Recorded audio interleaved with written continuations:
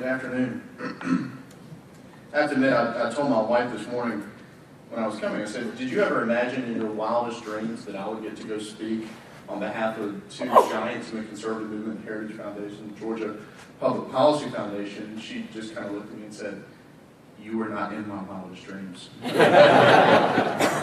I am very honored to be here to speak on both as a son of a healthcare provider and the spouse of a healthcare provider, something that is very important to me, and I think also very important to Georgia, a state that continues to have problems both bringing and maintaining physicians in Georgia. And I think that to leave out medical malpractice as part of that discussion would be an error on all our parts. So I'm going to talk about three things. There is a PowerPoint. I've been in government long enough, I've grown an inability to speak without a PowerPoint presentation. But if not, that's why I've got my notes. Oh, there it is. Okay. I'm going to talk about three things: medical malpractice review panels, the collateral source rule, and recent developments coming out of the Georgia Supreme Court. I also like following cons because I have to practice before the Georgia Supreme Court occasionally, and I'm now going to look like the nice guy, even if I medical malpractice review panels. I wrote an article for the Georgia Public Policy Foundation several years ago advocating that Georgia look at this model, which now about 20 states have. And what the role of a medical malpractice review panel really does vary by state. But essentially it's this: you take a panel of experts, usually a majority of whom are physicians, and candidly that's how it should be. Before a claim can be filed in court for medical malpractice, you submit it to that panel. That panel will weigh in and decide whether there has been a breach of the standard of care, which does not mean there has been a bad outcome, but whether the doctor committed medical negligence. Those panels take various forms. They can look like a hearing, they can look like an arbitration, they can look like just mailing paper and they mail you back a response. And then states vary in terms of what you do with the ultimate recommendation of those panels. So are they admitted in court? Are they binding? Or are they something that has to be admitted in court or cannot be admitted in court at all? And what happens if the panel splits, if it's not unanimous? And states will vary on that, with the exception of binding. The states that tried to make them binding, those have been deemed largely unconstitutional. They've been modified. The composition of these panels, they can be physicians, attorneys. In some states, they had a judge on the panel. That was struck too because it was deemed that you shouldn't have a judge sitting on a pretrial panel that another judge is later going to see. And so very rarely do you see any judges on these types of panels. But they have achieved results. The AMA in 2008 had an audit done or a study for various states, and they found that states that had strong malpractice review panels saw a 20% reduction in medical liability insurance rates. There was a higher percentage of no payouts, and that cases settled quicker, typically in the 2 to 6 months range, as opposed to now where it'll take about 2 years often to get to trial, and settlement can happen at any time there or even after trial in Georgia. New Hampshire is a state that has medical malpractice review panels. Theirs could stand some improvement. We'll get into that in a second. But you can see how the cases pending were resolved. 48% were resolved before any type of hearing, and then the panel was held in 29% of those.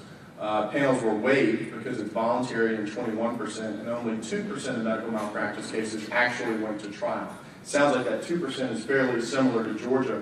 The difference being here is that they have a very large number of pre-hearing settlements because they had to go before the panel of physicians. New Hampshire also, though, had a problem in terms of a time to hearing.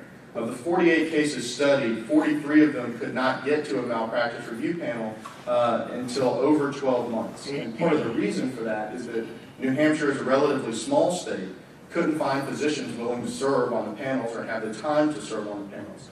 Other states have resolved that by making it a condition of licensure. It is just part of being a physician in Georgia. You will serve on one of these if asked, much like jury duty. And so states that have done that have found much better results in terms of time of hearing. What panels are finding, again, this is based on what the AMA study has shown, is that in 64% of the cases there is no malpractice.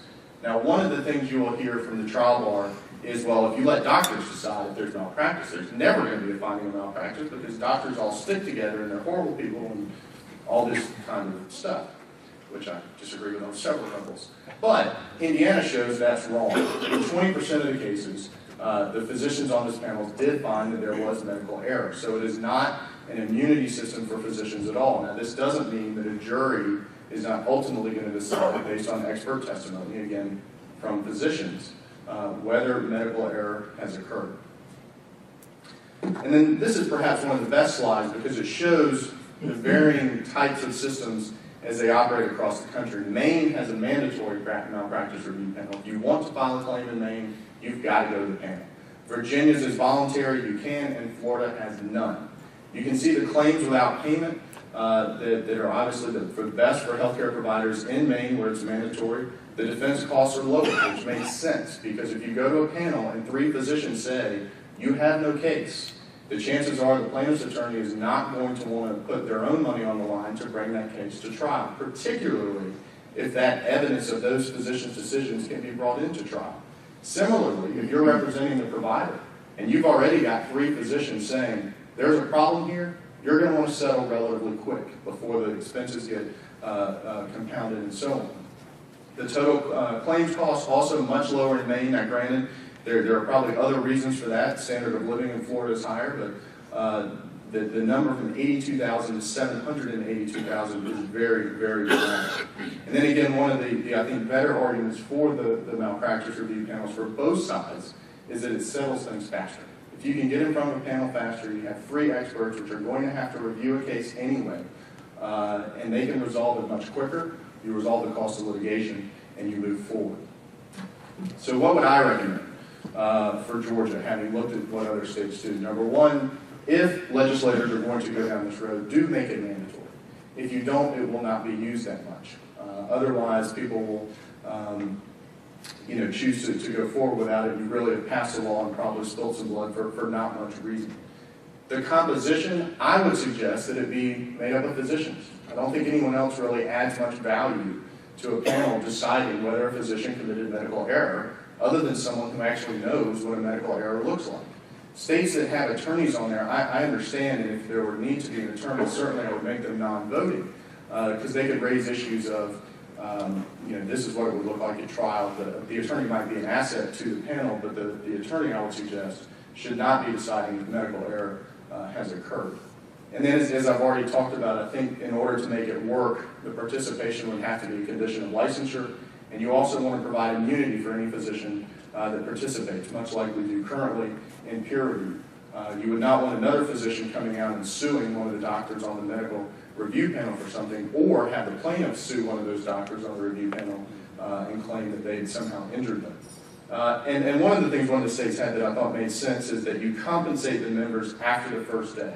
I think it was about 85% of the panels were resolved within 2 days, and the majority of those were resolved in 1 day. But you could certainly provide them some type of compensation after the first day. And the last thing I would do, again, to focus on what is the real question, has medical error occurred? Don't have a hearing. Send in the medical chart, send in all the medical information, and let them make a decision based on that chart. If there is medical error, it can be determined there. Now, if there's extraordinary circumstances and testimony is required, then perhaps. But the general rule ought to be make the decision based on the file. The testimony would be something that would go to damages, or it might be to explain something that you've got folks there that ought to be able to read it and to determine. Another option before the General Assembly is fixing the collateral source rule. The collateral source rule is an interesting thing of common law, which is to say that if a plaintiff has insurance, and that insurance compensates the plaintiff for their injury, let's say healthcare insurance. I'm injured in a medical malpractice incident, and then I'm hospitalized for 5 days. My private health insurance pays for my hospitalization. All I pay is the copay. The jury never hears of the fact that I am compensated for with my health insurance. In fact, I'm able to recover the entire amount that the hospital charged and not what my copay was. So I'm actually making more than I was damaged. The argument for that is it's only fair. If someone has to lose, you want it to be the defendant rather than the plaintiff who's not done anything wrong, is the argument. And the other I remember hearing in law school was that it incentivizes people to buy insurance. Now, I don't know about y'all, but I don't know many people who make their decision on whether to buy health insurance or property insurance or life insurance based on, well, if I get injured, I get that and then some, this will be great. I just don't think that's an argument that carries too much water.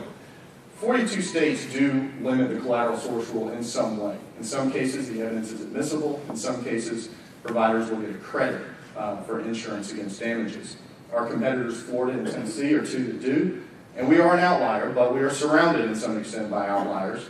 Mississippi, North Carolina, South Carolina, and Virginia also maintain the strong collateral source rule. And here's the part where I get to be very thankful for Hans. The Georgia Supreme Court decided what I honestly think is perhaps one of the worst decisions I've ever seen in 1991. It was Denton against Conway Southern Express. The General Assembly, much like the Caps Bill, had passed a piece of legislation that said evidence of insurance shall be admissible. The court split, 3 saying that it is unconstitutional on equal protection grounds and on vagueness grounds. 2 said it's unconstitutional on vagueness grounds, and 2 said it's constitutional. The equal protection decision was so bad that a year later, the court reversed itself and said, yeah, we know we struck the collateral source rule under this equal protection analysis, but that's no longer good analysis, it's not valid. And you rarely see a court reverse itself, certainly that fast, although I'll get to a case where they did recently in a second. Their reasoning was that in Georgia the Constitution says judges shall treat the rich the same as the poor. And a person who has insurance is being punished because they have insurance. And so the law, which requires the application of the law to be impartial and complete, was not met. They then went through a series of policy arguments that really had nothing to do with the law before them, and just talked about it's prejudicial, it's not fair, and it stops the preventative effects of torts. Again, that equal protection reasoning is no longer valid in Georgia. They did say, though, and this is the plurality, that the law was so vague it had to be stricken because people didn't know what to do. The General Assembly just said the evidence is admissible and didn't tell a jury how to use the evidence. Well, number one, that happens all the time. Every time we say that evidence is admissible, the laws don't say how it's to be used, but more importantly, and Hans touched on this a little as well, the standard they cited was a 1983 decision, which said that men of common intelligence must necessarily guess at its meaning and differ as to its application. If a statute can be described as that, it is unconstitutional and vague. Now, I would suggest you look at how we calculate pain and suffering damages. They are left to the enlightened conscience of a jury. And if men of common intelligence, men and women, can't decide what that means, then I certainly think they would be able to figure out what to do with insurance and leave that to the jury. There have been a couple other major cases on this. The Candler Hospital case dealt with a hospital who was sued in a professional malpractice action, and the hospital, let's just use numbers, charged $100,000. They wrote off $70,000 because if any of y'all deal in healthcare know what a hospital or a physician charges often has little to do with reality or with what it costs. It is based on a system that incentivizes you to charge high so you can negotiate down, and that's what you're actually paid. The hospital wrote down its charges, and it was determined that the hospital could get a credit. So if the damages were $100,000 and they wrote down $30,000, the hospital was then liable for $70,000. But the Court of Appeals decided in 2001 essentially that could only apply to hospitals or the entity writing down the cost. So if I'm a physician providing work at that hospital and I do the work and the hospital charges $30,000, writes down $10,000, the hospital gets a $10,000 credit. I as a physician do not, because I did not make the decision to write down the charge and I am not writing down my own charge. So what would the recommendations here be? One, I would just abolish the collateral source rule. If you have insurance and you're paid, you're not damaged. You are compensated and then you are damaged on top of that for something, but it's tough for me to articulate how you were damaged if you were receiving compensation for something. Second, if you're not going to do that, a middle ground could be focused on cost. What did it cost the hospital or the physician to treat you? And then that would be your damages, not what they charged you. And then I wrote this before the judge ruled correctly in Florida, what happens then if everyone has to buy health insurance? Do the reasons for the collateral source rule go away? But hopefully I'll take the win in Florida over that argument. And then the last bit, just 2 recent developments. In 2010, last year, the Supreme Court of Georgia issued an opinion in June it was asked to reconsider it, and it completely reversed itself in November, which is something quite rare, but it does occasionally happen. The case of Baker against Wellstar. This involves a situation in a medical malpractice case. The defense attorneys and the defense doctor will want to talk to other doctors that treated the patient so they could determine, either beforehand did they have a condition or afterhand, what did you see? HIPAA, the federal law says in order to do that, you need a court order or the patient's permission. Wellstar did the right thing. They went and got a court order that said they could talk to the physicians. And why is this important? Because otherwise you have to do it in a deposition that's going to cost you about $3,000. And if you don't think that has an impact on rates, I encourage you to call your carriers. A conversation can be much more efficient. The Supreme Court, in the latest opinion, said they did right by HIPAA. The problem is, in Georgia, we have, as they described it, the problem, we have an independent constitutional right to medical privacy. We do have a constitutional right to privacy in Georgia. It's actually in our Constitution. And they said that the order was too broad because it didn't limit what the defendant physician or his counsel could talk to the other physicians about. So the court came up with these 4 things that it says, these are what you need to have in a valid order.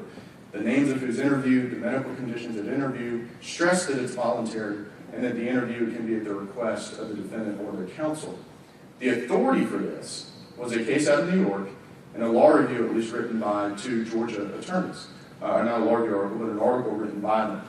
Justice Namias concurred in the result, but I think wrote a very poignant concurrence that said, these are all nice things and perhaps we should include them, but as a matter of constitutional law, he could not see where the Constitution mandated that result, and therefore he would not be doing that portion of the opinion. The last one, and this is not a medical malpractice case, but it was part of the tort reform in Senate Bill 3, joint and several liability is being challenged. It is before the Court of Appeals. The Court of Appeals said that joint and several liability, which allows you to apportion damages between 2 defendants, the Court of Appeals upheld it in a very good and strong opinion. It seems to me should have ended the inquiry, but the Supreme Court has granted cert, so they will be hearing on joint and several liability in the coming months. And with that, I will hand it over to questions, and thank you.